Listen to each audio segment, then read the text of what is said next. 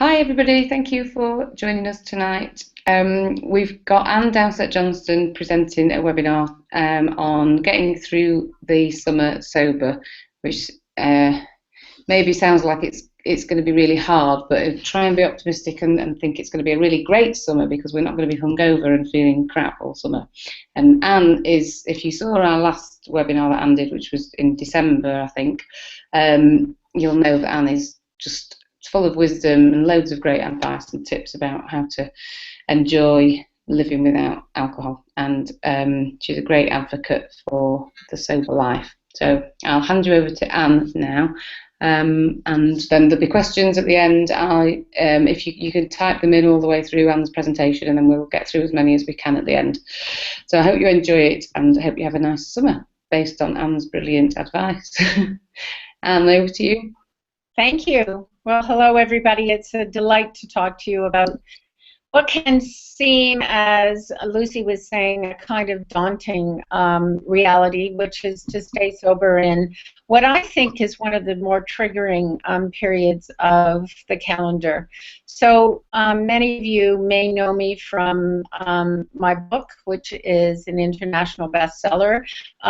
It's called, over here in Canada and North America, it's called Drink: The Intimate Relationship Between Women and Alcohol. But in the UK, it's called The Deadly Relationship Between Women and Alcohol. And I'm going to hold it up for a second because it's got a very different cover than it does here, and in fact in New Zealand and Australia and Poland, very different covers. But I'll introduce myself as the author of that book, and also as somebody who is in long-term sobriety, fingers crossed, touching wood, now in my 8th year of sobriety. And I think I'm going to open by taking you to my rock bottom. My rock bottom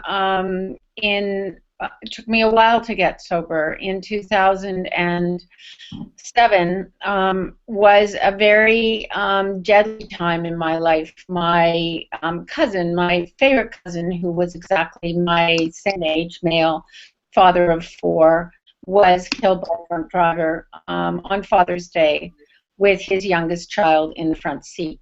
And I remember that morning, it was a Sunday, when I heard, and I created a wall of why, which is, why should I quit?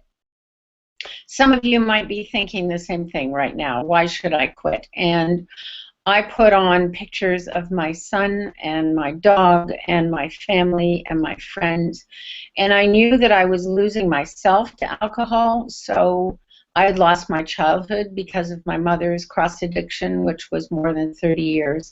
I lost my father in the end to alcohol. And that morning I had lost Doug, my cousin. And I shamed myself. That was June. I went to my first meetings in August. And I have to say that that summer I couldn't imagine not drinking. I managed 17 days on one famous period, but I also picked up my first desire chip at an AA meeting, and I just couldn't stay sober. And so I have to admit with great humility, and this is in the book, that at Doug's wake, which was in the fall, I got blackout drunk. You can imagine how popular that was at a wake for someone who had been killed by a drunk driver. It was a horrific night. It was really the last great, awful night, second last, and I took myself off to rehab. And I raised that because in rehab, it was by then winter. I was prepared by my counselors for what it would be like to go into summer, which is what we're talking about today. What would it be like to go into summer sober? And we were advised to get rid of all the triggering paraphernalia, the beautiful wine glasses that I so loved, the images of, the perspiration on a wine glass in the summer, which looked so beautiful. And I began to do a lot of journaling and realizing that one of the things that I loved about drinking was the beauty, what I thought was glamour. So I think as we head into summer, and I'm sorry, I think that's my landline ringing. It'll go away in a second.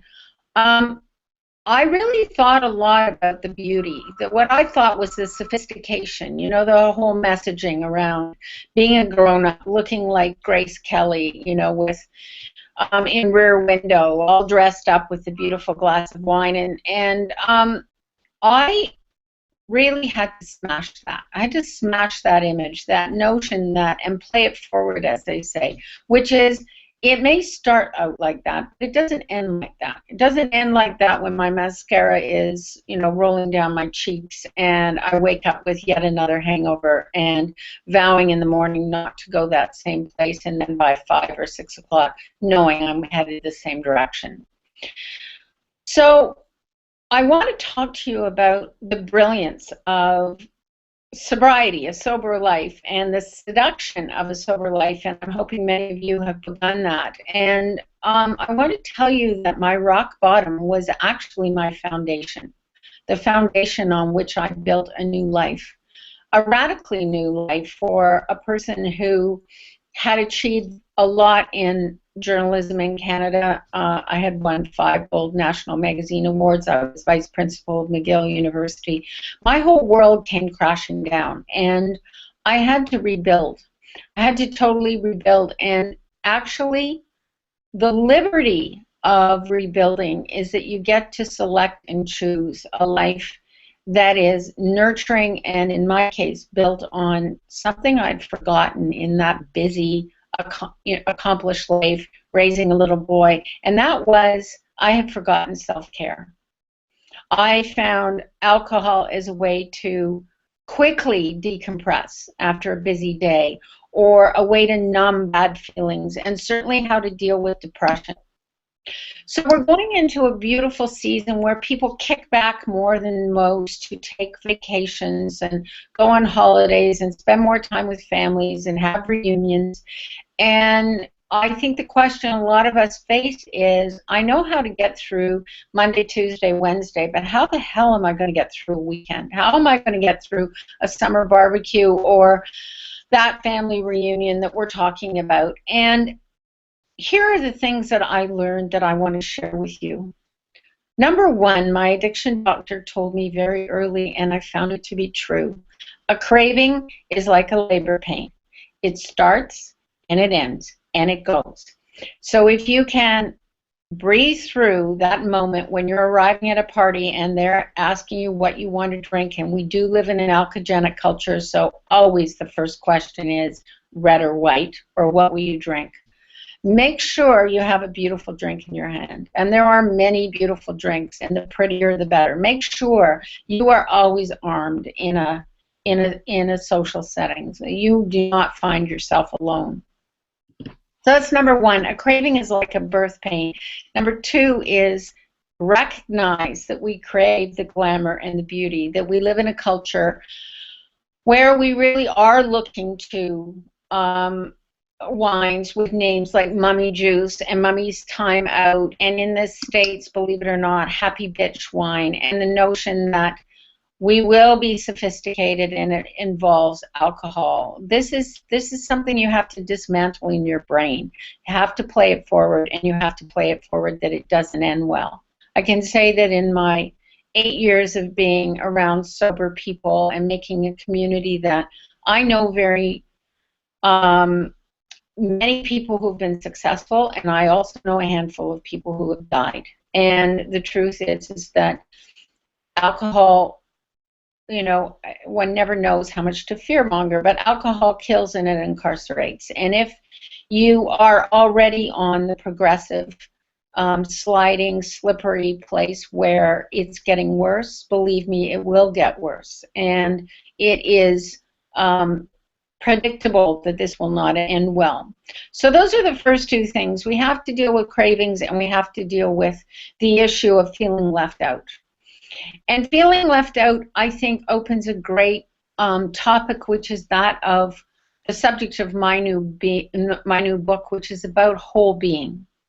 I think sobriety gives you an unbelievable second chance to look at yourself and look at your dreams and look at how large they are and how many of them you might have forgotten, because alcohol problems are progressive, and we do forget, and we do lose time, and we do lose years.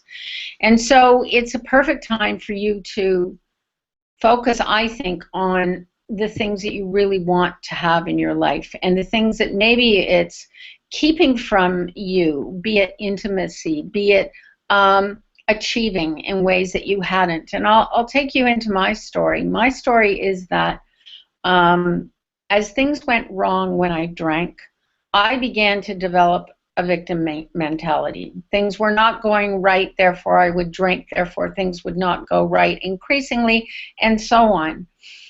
I didn't connect the dots a lot. I did a little bit on the fact that alcohol is a depressant, and I was suffering from depression. I was in the midst of a very big empty, in my case, empty nest depression. My son left home. That broke my heart. He went off to university, and I went through menopause. So I'm a little bit older than some in terms of when I confronted this, which isn't to say I couldn't have confronted it earlier, because I could have. But it's a depressant. And so many of the things that I was doing to put a Band-Aid on, when my book, Drink, I call it the modern woman's steroid, enabling us to do the heavy lifting. In other words, I'd race home from work, a big job, race home from work, go to the chopping board to make a dinner for my son and myself, and would open a bottle of wine because it was easier than finding time to go to a yoga class. And didn't you know I have more emails, homework to oversee, and more emails in the evening. So this is a habit that many understand. It's a habit that many women, achieving women, high-profile women, are all too familiar with. And because of the smartphone, we know that there isn't really an off button, although I hear France has eliminated in the evening emails. How they're going to do it, I don't know.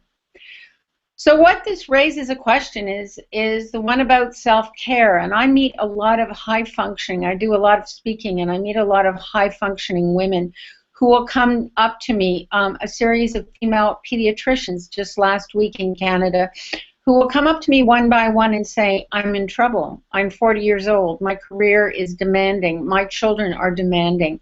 I'm trying to do the right thing, and I'm drinking too much. And what this really raises in our culture, I think, is a question about how are you caring for yourself? How are you making time to walk around the block, to fit in a yoga class, to make sure you're getting enough sleep? I think self-care is your #1 priority. I think it's your #1 connection to thinking about living differently and coping in the summer and using the summer to grow rather than to stumble. We know that it takes 21 days or a little longer to form a habit.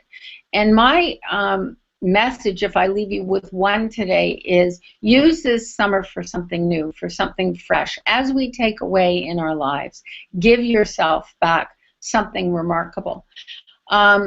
I think my feeling in my new book will be called Grace, Grit, and Gratitude, Thriving in Tough Times. So how do you thrive in the tough time of, say, giving up an alcohol habit or scaling back on it or continuing in sobriety in this season? I think you do it by connection. And I think we live in a culture where we all crave intimacy, yet we turn to Facebook or Twitter or Instagram or Snapchat.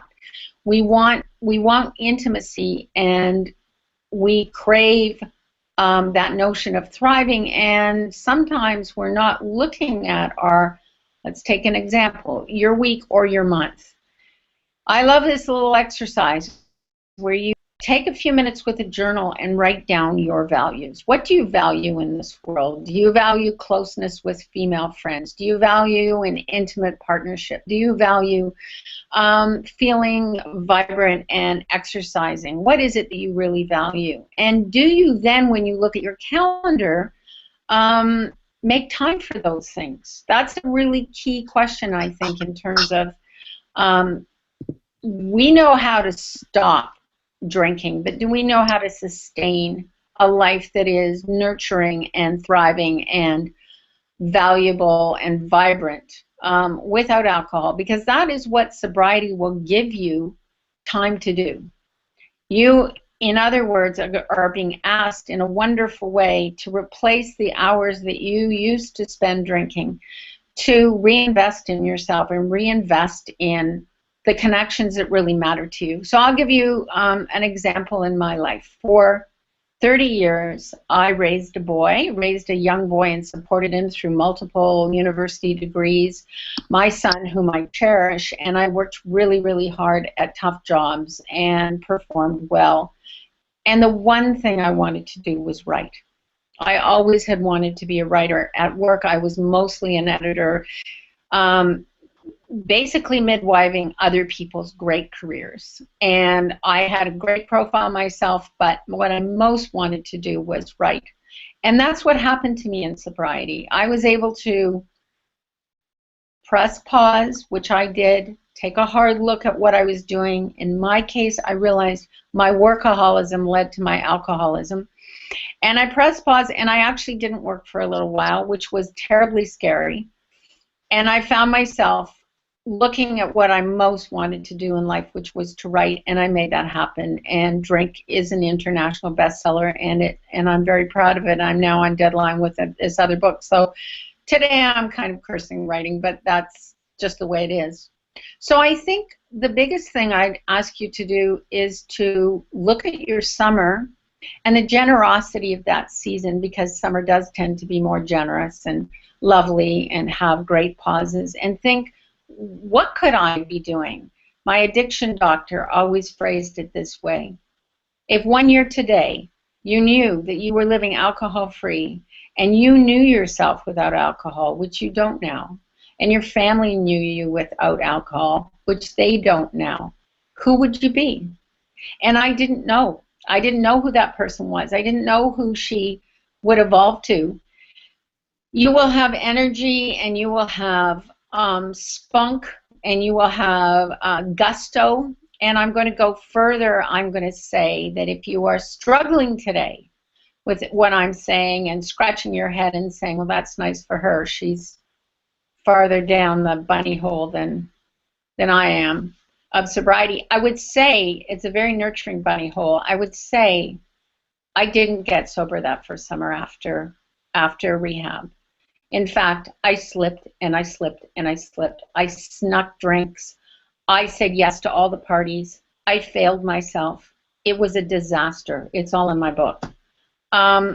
It wasn't until I got down on my knees in the fall and said, I can never do a summer like that again. And I reached out for help, and I reached out for connection, that I was able to start rebuilding. And it's an opportunity. The woman who mentored me came to me that day and said, I'll mentor you on one condition, and that is that every morning you send me a gratitude list. And I thought, I was so desperate, what the heck? I do a gratitude list.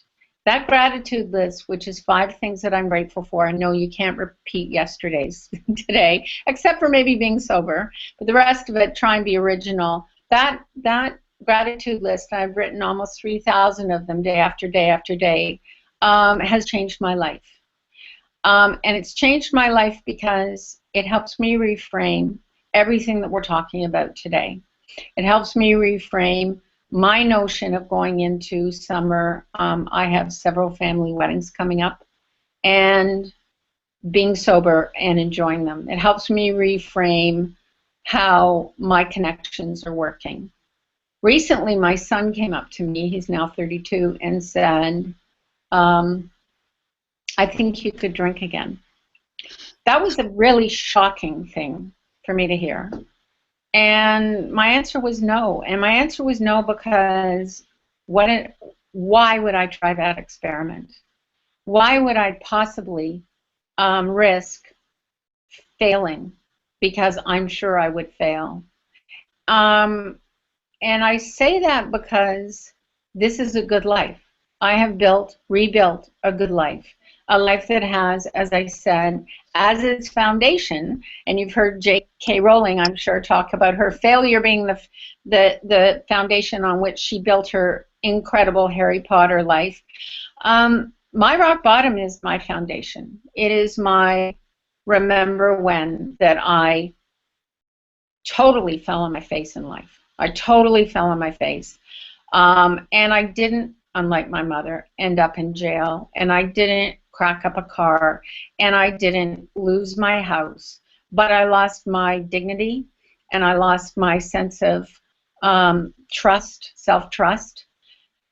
And so whatever this world looks like to you, whatever you dream right now, sobriety is interesting because it will give you new challenges. My new challenge is to layer in more physical fitness, and it's not my go-to place. My go-to place is I'd rather read another book and sit on the couch. But my go-to place has to be to move more and to age gracefully. So whatever your go-to wish list is, my challenge to you this summer is to know that your connections sober will be better than your connections drunk. Your sober and alcohol-free evenings offer a promise and opportunity that your alcohol-laden events will not. And so dream large. You have a possibility and opportunity to look at this summer to take a vacation and be present and do whatever it is you dream of, be it being a better photographer, being a better mother, remembering when you read a bedtime story to your child, all the things that are possible. And I found with the gratitude list, and this comes from Melody Beattie, who many of you may know, I found with the gratitude list that I could set an intention. She has a book called Making Miracles. I could set an intention of what I would love to do, and I did that, which was to write Drink, to write the kind of book that I believed when someone's really struggling, long before they can tell their best friend that they are about to go to rehab, they can read that book and hold it close and have it be a friend and have it be a confidant and reread it. And there isn't a day that goes by that I don't hear from some reader around the world, this morning from New Zealand. So I'm just saying, life is finite, but the opportunities are not. The opportunities are endless this summer for you. And you can play it forward differently. This newsreel can look different.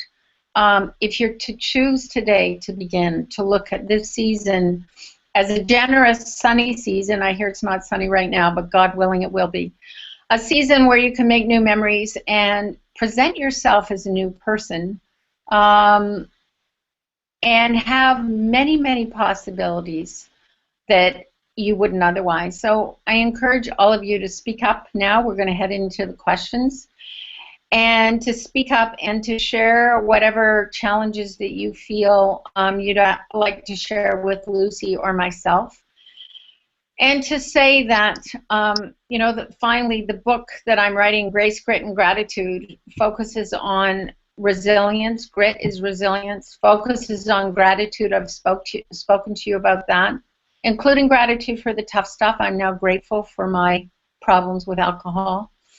And grace, which is those miracles that we don't ask for. They are unbidden, and they show up in our lives when we're able to make changes in our lives, as Lucy has been modeling so beautifully for all the Soberista crowd and messaging to the Soberista crowd. And I applaud her for being brave enough to make this about more than her, about a journey that so many women around the world, and let's focus on women, are embracing, are saying is important. And telescoping is real.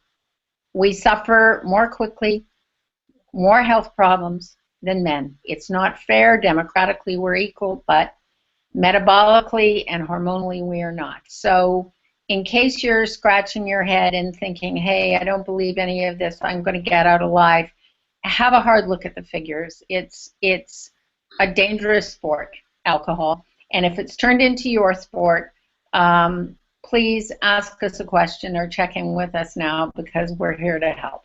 Thank you. Oh, thank you, Anne. That was really moving.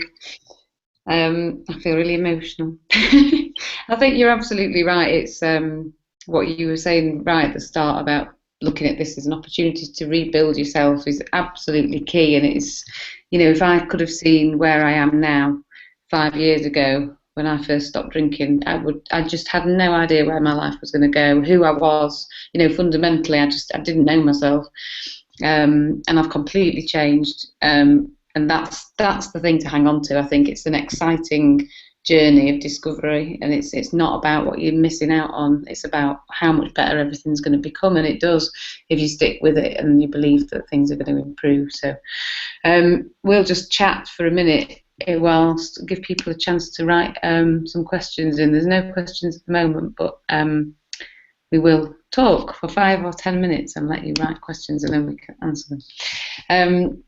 So yes, holidays is one thing that you did mention briefly about, you know, in the summer. I know that is something that crops up on Soberistas a lot about. Well, it's a huge trigger, isn't it? I think when I drank, I saw holidays as the perfect opportunity to just get hammered, guilt-free for a week, and you know, to relearn how to go on holiday and to get through all those triggers. Have you got any specific advice for that? Yeah, you know, I've traveled a lot sober, and I find myself able to, you know, we never really talk about the fatigue and the, I guess, incremental effect of being tired, not really being up for the hike. So, you know, the afternoon, I remember with my partner going on afternoon hikes in Mexico and thinking I was pretty green, pretty gray from the night before, desperate to get to cocktail hour. So I think there's a knack to it. A lot of this is marketing and how we've absorbed the marketing, you know, that we will drink and we will get the great guy. See, we have a question on romance, and we will get the great guy. And I remember going on a holiday with my partner and being told that I fell asleep. It would get to the end of the evening, and I would feel romantic, but I would pass out. That's a very embarrassing thing to admit, but that is what happened. I was a blackout drinker, and I tried to pretend it wasn't happening, and you can't fake that. I think that, how do you approach romance sober? Lucy, I think you should answer this question. Well, I mean, it is exactly as you've just said. It's about reframing it, and we are told that right from a very young age, we are told that a bottle of wine is, you know, or a bottle of champagne is the lovely, is the way to a man's heart, and you know, this candlelit meal with a couple of drinks to kind of let things go nice and smoothly. And it doesn't work like that for people like us. And like you, and I was a blackout drinker. Not only was I a blackout drinker, I was a drinker until I collapsed on the floor and threw up all over myself drinker. Nothing quite so unattractive to do when you're on a date. But when I drank, I would never have been able to imagine myself in a romantic situation without alcohol, because I used it completely for self-confidence because I had none. And it's only, you know, as I've allowed myself to develop and grow as a person without alcohol that I've realised I'm not that person at all, and everything, all the kind of imagery that I created as a drinker, imagining all these things sober, they're not real because I'm not the same person. So it's all a million times better. It's all a million times more real and intuitive. And I think when we stop drinking and we allow ourselves to get to know ourselves properly, and we allow our confidence to build, we meet the right people and we become involved in the right relationships, and they feel right. And all the kind of fakery and all the challenges that you have when you're drinking because you just pinball from all these terrible situations, they go away because you're making rational decisions based on you as a real person. So I would say, don't be frightened of it. Just allow yourself to grow as a person without alcohol, and everything falls into place. I agree, and I think one of the things that really my family, my loved ones say is that I also, this wouldn't be shared with everyone, but I was temperamental. I would get tired and cranky, and hungover, and I wasn't as pleasant. I just keep being told that I am wonderful to be around as a sober person. There's a question saying, how did you finally manage to stop drinking after having tried and failed previously? I'll share something. Last night I got a call from a person I care about a lot who has been trying to quit for a long time and is not making it. And in my case, two things helped. And let me add that I'm the daughter of someone, two people who did not quit, could not quit. So how I ended up quitting was I literally was going to, this is extreme, take my life. I was going to take my life, or I felt I was going to take my life. And I got down on my knees. It was November the 3rd. And of 2008, and I got down on my knees and said, God, if you want me to live, I don't see how I can. I need some help. And I think that the sustaining, whatever you believe, the sustaining power of the universe, of your guardian angels, of your crew around you, people, you have to reach out and say, I am desperate. You have to say, this is life or death, because actually it is. And I think that you need to hang on for a long time to other people, to literally take that one day at a time and put a day in front of a day in front of a day, so that you can build your confidence back. Exactly what Lucy was saying, that it takes an enormous amount of rebuilding who you are, rebuilding the confidence. And I think, you know, the question that is coming up about distraction, deflection, going to meetings, making sure that you're involved in Soberistas. I did many deflection activities. I asked the people who loved me to go away on a weekend, 3 women, and they, of their own volition, did not drink. I read an awful lot about other people who'd been successful. I read a lot of memoirs. I can see extremely, I'll be honest, I napped a lot in the beginning. I was tired, and I know that to be common to other women. I napped a lot. I enjoyed the privileges of what come with not drinking, which is sleeping better.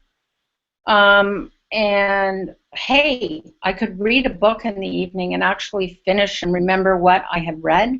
For a writer, I had given up on reading, so that was enormous. And I kept lists, but nothing helped me more than that gratitude practice. My gratitude practice was huge. And I made sure I had an addiction counselor. I don't know, Lucy, if you want to throw more in. I mean, the thing that worked for me, which is not, you know, the ideal route, but was that I just had the absolute, I was absolutely terrified of alcohol because of the last night that I drank, and because it put me in hospital.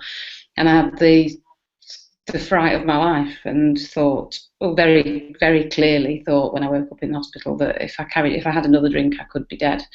And nothing had kind of hit me. My own mortality had never hit me like it did that night. And there was no way I was ever going to drink again. I just knew it. But that's not to say that that was an easy decision. It was an easy decision to make, but living with it after that was hard. You know, getting used to not drinking was hard. But it was that stopped me buying a drink, because I was frightened of it. How I got happily sober, I would say, was a combination of different things that I just kind of learned as I went along, and some of it worked, and so I kept on doing it. Writing, I mean, Anne just talked about her gratitude list. I started writing a blog, and it was that really was it was a massive cathartic thing. It allowed me to organise the way that I felt about my thoughts on drinking and how I thought about not drinking. It made me connect with people, because I wrote an online blog, so I reached out to other people who felt like I did. Both of those things were the foundations of Soberistas, really, because I realised how helpful that was. And then exercise and spending time on myself and rebuilding who I was, and getting counselling, changing my friendship groups, changing what I did in my spare time, learning to value myself. Somebody's written another question, Sarah, saying that she's doing therapy at the moment to help her get sober, and using different techniques to cope with the cravings. And she's asked, did you use certain techniques, or was it more a change of frame of mind? And you answer in a minute, but I'll just to tie it into the end of my answer to the last question. That is the key, I think, for me, was the frame of mind. I stopped regarding alcohol as something that I was missing out on, and I started to see a sober life as a fantastic life that I really wanted. And so I just flipped my thinking, and I would never have been able to stay sober if I'd have carried on valuing alcohol as highly as I used to do when I drank. I agree. I remember a counselor saying to me, my addiction doctor said to me, you have an adversary. You love alcohol. Do you love alcohol? And I said, I love alcohol. And the thing you love is an adversary. And a week later, I came back and said, you're right, it's stealing. I saw it as Dracula. I saw it as stealing my lifeblood, and it was. My view on 12-step programs, and this is a question that's just come up, a 12-step program saved me. My community, my Serenity Sisters, which is what I call them, was key in my early days of sobriety, and a little less so now, but I still turn to it. It is part of my life. As is enormous advocacy in Canada. I'm one of the founders of Faces and Voices of Recovery Canada. I started the National Roundtable on Girls, Women, and Alcohol. I advocate, as Lucy does, for a better conversation about all this. But in terms of 12-step, it was vital. Sitting in those hard wooden chairs is where I got sober. What about you, Lucy? Well, I mean, right from the off on this question, I would always say to anybody, if it works for you, do it. You know, whatever helps you get sober, do it, and maybe try everything and see if it works for you. You know, just have a little dabble in all different kinds of things until you find something that feels right. And personally, for me, I didn't do the 12-step thing. I didn't really see myself as an alcoholic. I couldn't relate to that word. I'm not religious. I couldn't relate to the higher power thing. And I suppose a lot of it, you know, with me, I was very frightened and didn't want to talk to anybody about my drinking. I wanted to do it by myself. Right. So I stayed anonymous. You know, I did connect with people via the blog that I wrote, but mostly I read an awful lot of books on self-help and stopping drinking. I saw a counsellor who was very helpful, but I didn't feel comfortable about the idea of going to sit in a group of people and talking about my drinking. But I didn't also feel that following a prescriptive method would be particularly helpful to me, and I wanted to do it my own way. Maybe I'm a little bit stubborn in that way, but it worked for me, you know. And a lot of kind of how I learned to get sober, a lot of the things I did to stay sober, I've put into Soberistas. You know, it's that kind of. I think it's really helpful to feel like you've done it your way, whatever that is, you know. So that might be 12 steps for some people, but if you don't feel that it's a right fit for you, then I would definitely say there are other ways to get sober, and I used other ways. So whatever works, and everybody's got a different view on it, really, and everybody's different. I agree. I've got a chapter in Drink called Wrestling with the God Thing, and that's very honest. You know, I have wrestled with all sorts of things. I've done a lot of meditation. I'm looking at refuge recovery, which is Buddhist related, and I think we do all have to find our own path. And the thing about living right now is there are many, many options, many options that do work, and we're coming out of the closet, much like the gay community, which I think is fantastic, especially that women are coming out and saying, you know, we are being sold a bill of goods. Like, I'm not a prohibitionist at all. How could I be? But I am. I think we need to be conscious of the fact that, you know, the liquor industry looked around and figured out that there was a whole gender underperforming, and we're not really underperforming anymore, and it's very dangerous. So I think wherever you can find support is valuable and meaningful, and I totally agree with you, Lucy. You have to make your own relationship with whatever path works for you. In my case, I did count on a very good counselor. Yeah, counselling really worked for me. There is an article on Soberistas at the moment on the homepage called "Looking for Dennis," which I would definitely advise you to read if you haven't done already, because it touches on this idea that when we stop drinking, there is a void in our life, and it's absolutely crucial that you find something that rocks your boat and makes you feel alive and gives you that kind of zest for life that I think you lose when you stop drinking. When you've relied on alcohol so much as an emotional crutch and it's gone, it can feel really flat. And I think it's essential to find whatever that is. And for me, and I know I'm always banging on about running, and it's probably terribly boring, and sorry, but it is the thing that does it for me. I absolutely love running in the Peak District where I live with my headphones on and go for like an 8-mile run. Just get a huge buzz out of it. It's a natural high. I just love it, and I couldn't be happy and I couldn't be the way I am if I didn't have that. Likewise, music, you know, listening to music is another thing that does that for me. Meditation, I've really got into meditation. There's lots of different things that you can explore once you stop drinking and you've got all this free time, right, that will allow you to fill that gap. And I think you have to learn what that is for you. That's really important. But if you read that article on Soberistas, it kind of it sets it out more succinctly than I have just done, and hopefully will be helpful. Well, I think I'm having to move to my plug. I had a backlighting problem, and then now I realize I have a power problem, so I'm just going to move here. I agree with you. I agree with you, and I think it's really critical that we end up.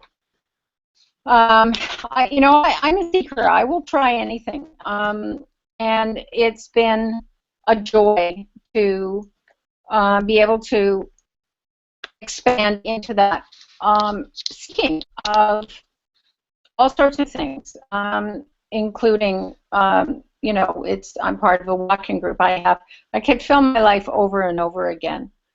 The thing that I find that is amazing is that people trust me. People can count on me. People, in a way that they couldn't count on me before. And so I think your capacity to reach out, and so I have seen the world. I have been able to see the world with friends and go to Thailand and go on experiences, recently to a huge yoga retreat, do things that I wouldn't be able to. I wish I was able to run like you, Lucy, but I'm not. But that's the huge promise. I think the huge promise is that the world is your oyster. When you do not drink, the world is your oyster, in a way you can't even imagine. Yeah, absolutely, and it's a leap of faith thing. I think you have to believe that Anne and I and plenty of other advocates out there for sober living aren't lying when we say how fantastic it is. And it is hard for the first couple of years, and it does take time to get to that point, but it's so worth hanging on in there, because you get there in the end, and it's a much better life. Right. Have we got time to answer one more question, Anne? I know you've got to go. No, I have time. I'd love to answer. Did I take new pastimes straight away?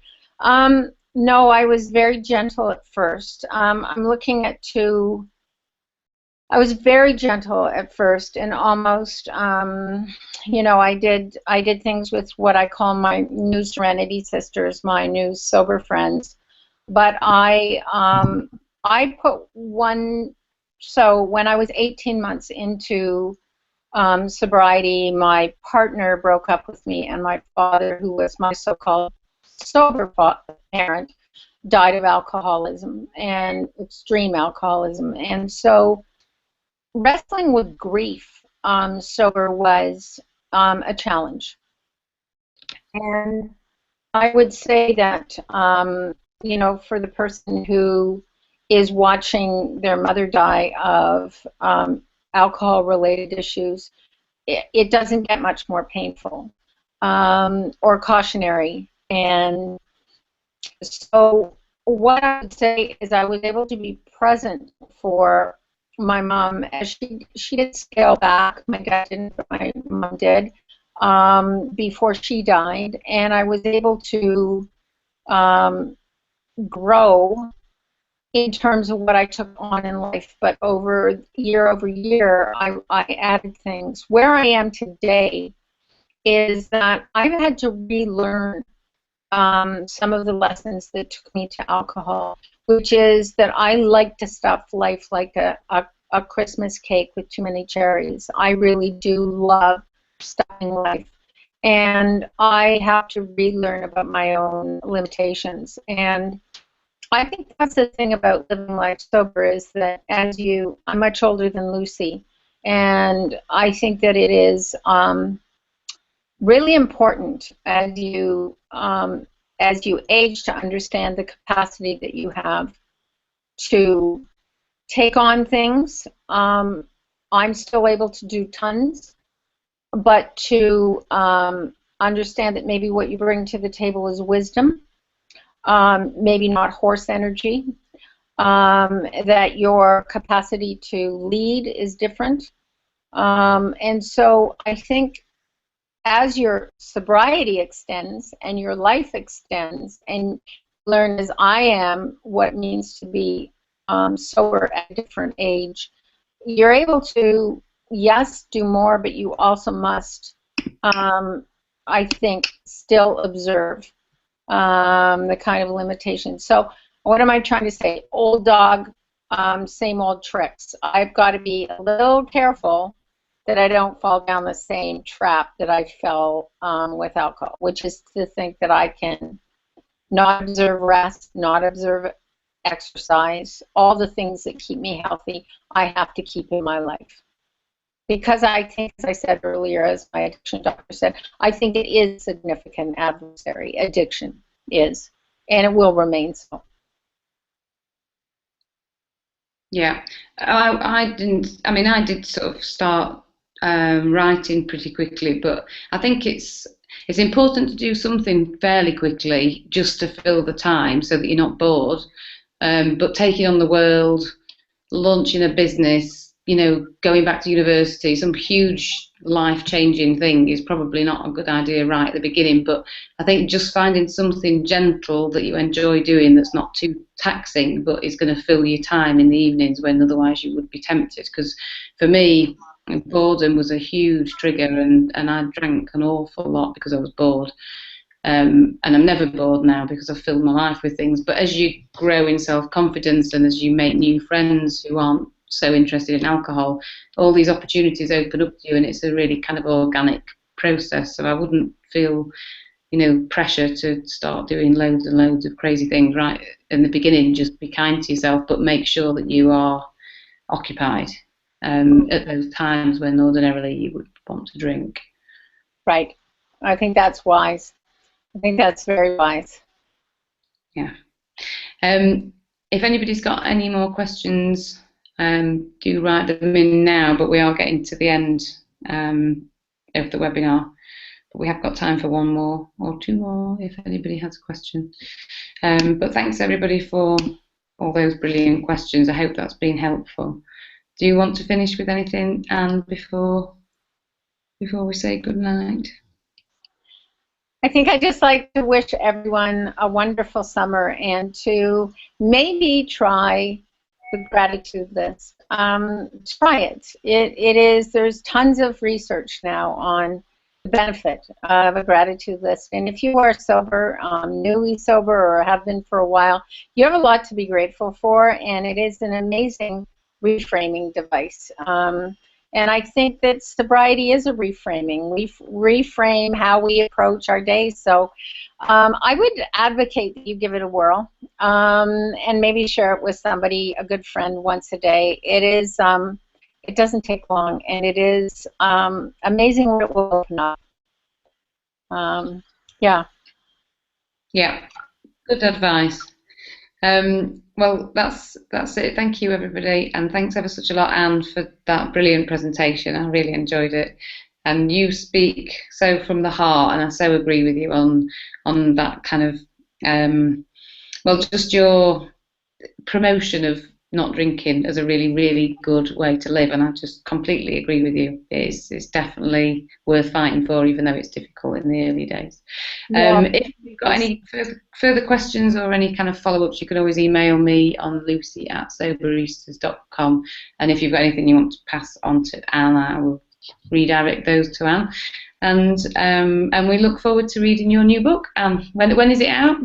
It's out in a year, so sometime. Right. Good luck with your book. Yeah, thank you. Okay, Lucy. All right, thanks a lot, everybody. Bye, everyone. Bye. Bye. Bye. Thank